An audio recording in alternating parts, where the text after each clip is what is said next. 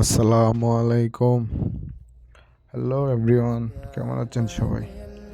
আলহামদুলিল্লাহ, নতুন গাড়ি নিলাম। সবাই দোয়া করবেন আমার জন্য। আলহামদুলিল্লাহ, সৌদি আরবে এটা হচ্ছে আমার দ্বিতীয় গাড়ি। প্রথম গাড়িটা আলহামদুলিল্লাহ ভালোই আল্লাহ পাক মিলিয়ে দিছিল। তো দেশে যাওয়ার সময় বিক্রি করে গেছিলাম। তো ইনশাল্লাহ দেশ থেকে আসলাম, আসার পরে আলহামদুলিল্লাহ মহান আল্লাহ পাক আরেকটা গাড়ি কেনার মতো তৌফিক দিল। মহান আল্লাহ পাক আরেকটা গাড়ি কেনার রহমত করলো। মাশাআল্লাহ, সবাই দোয়া করবেন আমার জন্য। মহান আল্লাহ পাক আমাকে সবসময় সুস্থ সুন্দর এবং হেফাজতে রাখে এবং আমার ছেলে মেয়ের রিজিক বরকত গাড়ির উসিলাই দান করেন। তুমি গুনাহ করো, আমি বলি তুমি গুনাহ করো, নামাজে চলে আসো।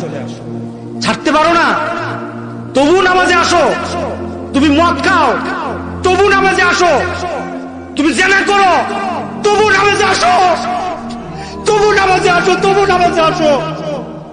কারণ নামাজ ছাড়া তোমার পরিচয় নাই। নামাজ ছাড়া তোমার পরিচয় নাই। নামাজ ছাড়া তোমার পরিচয় নাই। তুমি যাই করো, নামাজে আসো। বাবু, তুমি এই এলাকার মানুষগুলিকে নামাজি বানায় দাও। আমিন বলে আমিন বলি। মাহফিল হয়, মাহফিল হয়, হেদায়েত হয় না। মাহফিল হয়, মানুষ পরিবর্তন হয় না। এমন মাহফিলের দরকার নাই যে মাহফিল থেকে নামাজি বের হবে না। কথা ঠিক আছে কিনা বলে? আল্লাহর জন্য সবাইকে নামাজি বানায়। আল্লাহুম্মা আমিন।